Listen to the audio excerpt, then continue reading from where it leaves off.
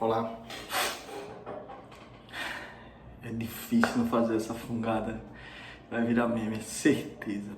Boa tarde, boa noite, bom dia, boa o que você quiser aí. Boa live mais tarde.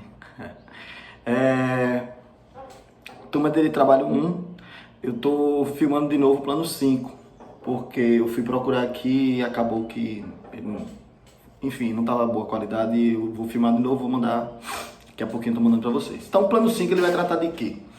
Ele trata, a gente vai voltar um pouquinho, a gente terminou já o plano de terceirização, ou seja, a gente terminou tudo, o plano 5 não, a aula 5, né? O plano é o 5, todinho, que é aquele plano que está lá no portal para vocês, é o plano 5, né? O plano todinho. Mas a aula 5, né, da gente que ficou faltando, que não está lá no canal, realmente eu vi, então é a aula que vai tratar sobre empregado doméstico. E não tirem resenha da minha camisa, tá? Desculpe, empregado rural, nem combinou, mas foi uma homenagem, tá? Em homenagem, foi nada, foi que peguei assim. Então, gente, empregado rural. Empregado rural, qual a diferença dele?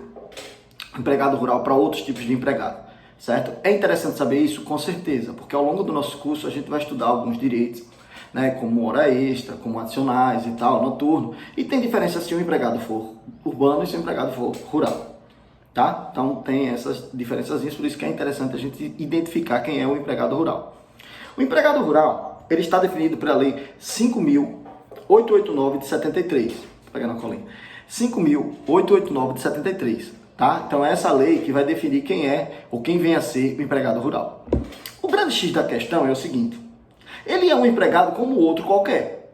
Ou seja, a gente vai ter os pré-requisitos de um empregado. A gente vai ter subordinação, a gente vai ter onerosidade, a gente vai ter pessoalidade, a gente vai ter não eventualidade, a gente vai ter os requisitos normais de um contrato de trabalho. Então, Tiago, o que é que diferencia o empregado rural do urbano? O empregador. Quem vai, na verdade, diferenciar o empregado rural do urbano é o empregador, tá? Quem vai diferenciar se esse empregado é rural ou ele é urbano é o empregador. E a gente vai ter outro detalhe, não está na lei, mas admitido na jurisprudência e doutrina, que é quanto à atividade do empregador, tá? É quanto à atividade do empregador. É essa atividade que vai dizer se ele é urbano ou rural. Vou ler o parágrafo primeiro da lei, para ele a definição de quem é empregado rural. Desculpe, parágrafo 5, o artigo 2º. Aí ele diz, olha, empregado rural é toda pessoa física que em propriedade rural ou prédio rústico, propriedade rural ou prédio rústico. Então, não necessariamente eu tenho um empregado rural na roça, no campo. Se for no campo, tem muita chance de ser. Mas eu posso ter também uma cidade, tem um prédio rústico, um cultivo, uma lavoura, alguma coisa desse sentido. Então, dentro aqui de... Falando para o Brasil, né? Mas eu estou em Aracaju. Então, dentro de Aracaju, Sergipe, eu posso ter um empregado rural, tá? Se liguem nessa dica. Quem vai determinar é a atividade do empregador. Então, continuemos. Então, é toda pessoa física que, em propriedade rural ou prédio rústico, pessoa física já é o requisito da pessoalidade, né? Beleza. Presta serviços de natureza não eventual, olha lá, não eventualidade, a empregador rural. A empregador rural. Aí depois a gente tem sob a dependência deste, que é a subordinação, e mediante salário, que é a onerosidade. Mas olha o detalhe, é aqui quando ele diz, olha, a empregador rural. Então, é esse empregador rural quem vai definir se o seu empregado é rural ou não. É ele, o empregador rural, quem vai definir se o seu empregado é um empregado rural ou não. Tá bom? Então é ele. A gente tem que se amarrar a ele. A gente tem que observar quem é o seu empregador. Para depois fazer a diferença. Se ele é urbano ou ele é rural. E quem é, Tiago, então esse empregador rural? Artigo 3º da mesma lei. 5889/73. Tá? Artigo 3º da mesma lei fala. Considera-se empregador rural para os efeitos dessa lei, considera o empregador rural, para os efeitos dessa lei, a pessoa física ou jurídica né? A pessoa física ou jurídica, proprietário ou não,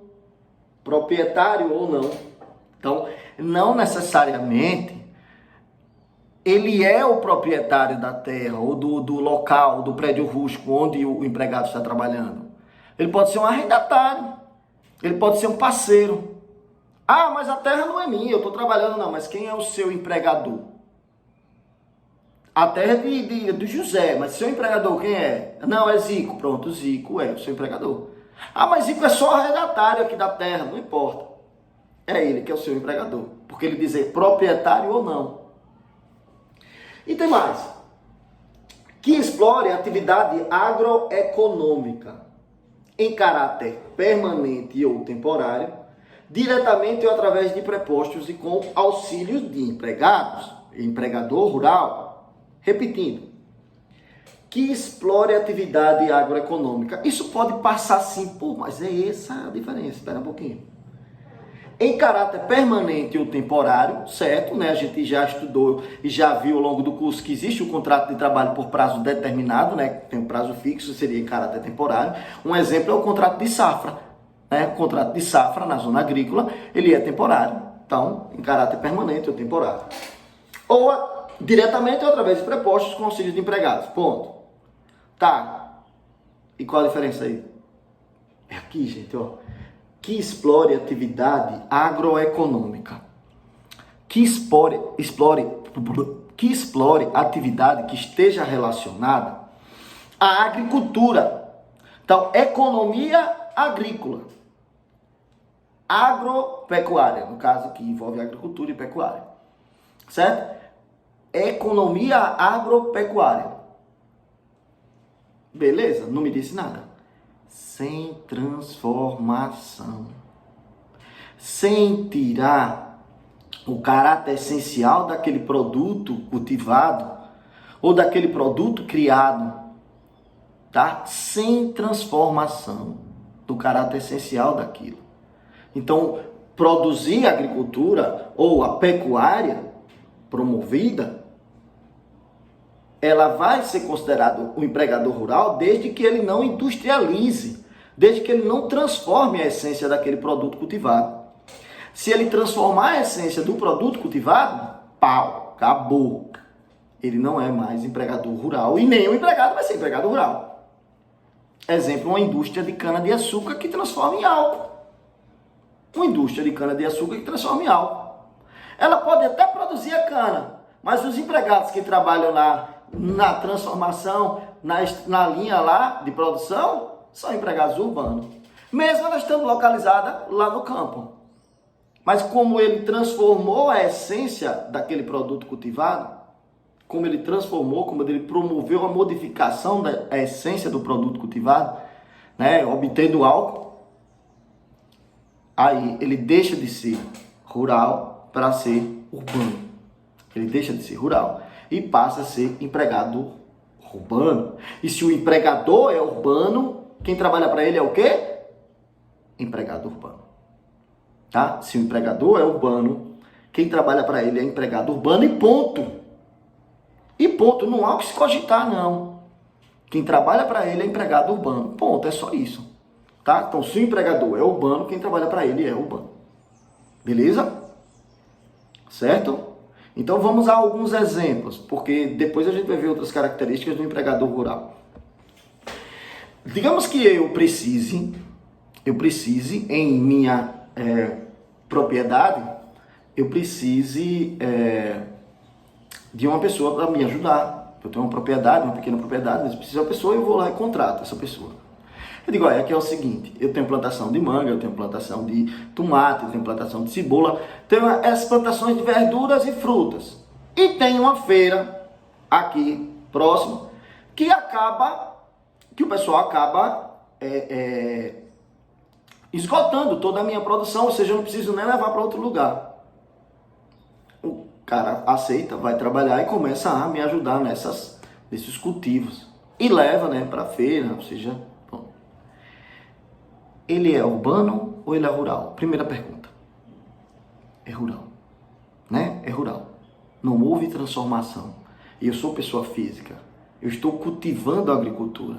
E sem transformar, esse empregado que eu contrato, ele é rural. Certo? Beleza? Agora, se eu sou o mesmo produtor, mas eu contrato esse cara aí eu sou o mesmo produtor, estou ali trabalhando e tal, mas eu contrato o empregado para tomar conta da fazenda. A função dele é só, quando eu não estiver, estar lá tomando conta e tal, e acabou. Caseiro. Né? O caseiro. Eu não quero que ele pegue nada de minha produção. Ele não tem participação nenhuma na minha produção. Olha, sua função é só vigiar. Vigiar e aí e tal, receber as pessoas e pronto. Acabou. Sou eu quem vou cultivar minha produção, levo à feira e vendo. Agora pergunta. Esse caseiro, ele vai ser urbano, rural? Esse empregado. E aí? Ah, mas você é para olhar a atividade do empregador. Sim, beleza, mas ele é caseiro. Ele está trabalhando dentro da casa. Ele é doméstico. Ele é um empregado doméstico. Por que, gente, ele vai ser um empregado doméstico? Porque a atividade dele é familiar e não tem finalidade lucrativa. Se ele me ajuda a levar para a feira os produtos e tal, aí ele deixa de ser doméstico e vai ser rural. Porque ele está participando. Agora, se não, acabou. Tá? Se não acontece isso, acabou. Vou melhorar. Digamos que eu tenha minha propriedade, uma pequena industrialização de tomate para fazer molhos de tomate para a pizzaria de Sergipe. Então é uma coisa ornamental, mas existe lá. Tá? Eu tenho fábricas, eu tenho tudo, não sei o quê. Esse cara que eu contratei, ele vai deixar de ser urbano, o rural, e vai passar a ser urbano. Por quê? Porque eu estou transformando a essência daquilo que foi cultivado. Eu estou industrializando aquilo que foi cultivado. Então eu deixo de ser empregador rural. Se eu deixo de ser empregador rural, quem trabalha para mim é empregador urbano. Tá? Quem trabalha para mim é empregador urbano. Entenderam, gente? Entenderam essa diferença aí? Beleza. Agora, qual a importância disso, Tiago? Os direitos não são os mesmos? Sim, são. A Constituição Federal, ela iguala os direitos entre o empregado urbano e rural. Mas é que a gente tem algumas similitudes entre eles e a gente vai precisar identificar o tipo de empregado. Tá? A gente tem algumas pequenas diferenças entre eles e essas diferenças se devem justamente ao caráter regional, à cultura do tipo de atividade desenvolvido. Né? Eles não têm a mesma cultura do tipo de atividade desenvolvido. Por exemplo, o homem do campo, ele costuma acordar muito cedo para trabalhar. Ainda sem o sol, como se fala, né, com o galo. E o urbano não é tão cedo, tem um horário, 8 horas geralmente, 7h30, 8 horas. Já o rural, 5h30, 4h30, como falam aí, né, acorda com as galinhas. Pronto, é esse. E aí, é por isso, né, aí vamos para a primeira diferença, é por isso que o adicional noturno do empregado urbano, ele não é igual ao do empregado rural.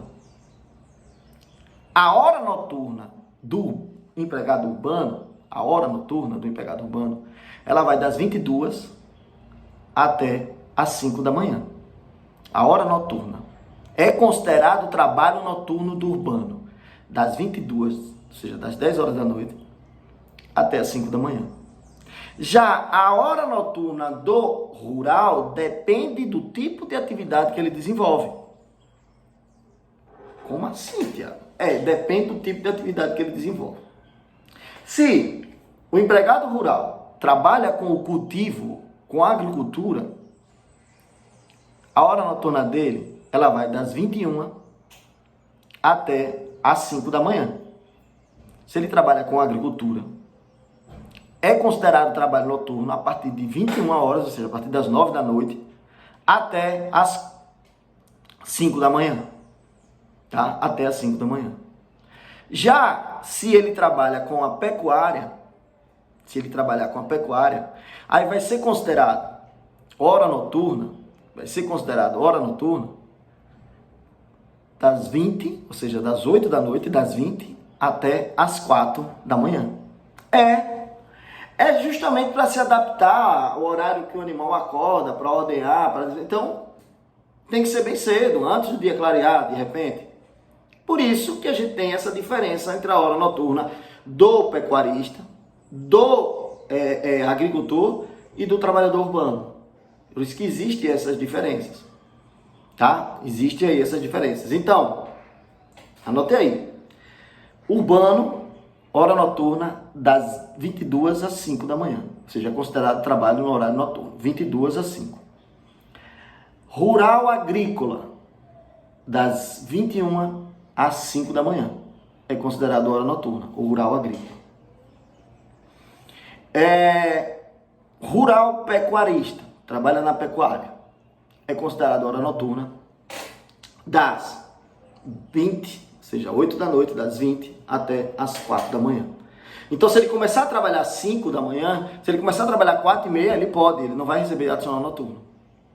Se ele começar a trabalhar, a ordenhar o gado logo, 4h10, ele não vai receber adicional noturno. Porém, se ele trabalhar um dia até 10 horas da noite, ele vai receber 1 hora noturna, que é das 21, ou 2 horas noturnas, que é das 20 às 22. Entenderam? Tá? Então, já existe essa primeira diferença quanto ao horário noturno. Existe também a diferença com relação ao adicional noturno. Existe a diferença com relação ao adicional. Por quê? Porque o adicional noturno do empregado, urbano é de 20%. O adicional noturno do empregado urbano é de 20%. E o adicional noturno do empregado rural é de 25%. Então, se o empregado rural trabalha na hora noturna, ele recebe 25% da hora noturna. Hora normal mais 25%. Já se o empregado urbano trabalha sob horário noturno, ele vai receber 20% a mais da hora normal. Tiago, isso é injusto. Não, não é não. Não é não, porque existe uma diferença também com relação à hora ficta. A hora do trabalhador urbano, à noite, ela é de 52 minutos e 30 segundos. Ou seja, ela é 25% menor. Tá? Ela é 25% menor. A hora noturna do trabalhador urbano. Então, notem que de 22 a 5 eu só tenho 7 horas. Mas como existe a hora ficta, essas 7 se transformam ficticiamente em 8. Só por essa transformação de conta. Já pelo fato do empregado rural ter um adicional noturno de 25%, né? Já pelo fato do empregado rural ter um adicional noturno de 25%, a sua hora noturna, empregado rural, a sua hora noturna, ela é normal. Não existe esse reducionismo, essa transformação ficta. Tá bom? Então, são essas diferençazinhas que fazem ou vale a pena, além de outras, né? Questão de aposentadoria, questão de seguro-desemprego e por aí vai, que a gente vai estudando ao longo dele. Trabalho 1, trabalho 2, a gente vai vendo essa diferença se o trabalhador ele é urbano ou ele é rural. Tá? Então, empregado rural, observar quem, Tiago? Observar a atividade do empregador. Se o empregador é rural, ele vai ser empregado rural. Se o empregador é urbano, ele vai ser empregado urbano.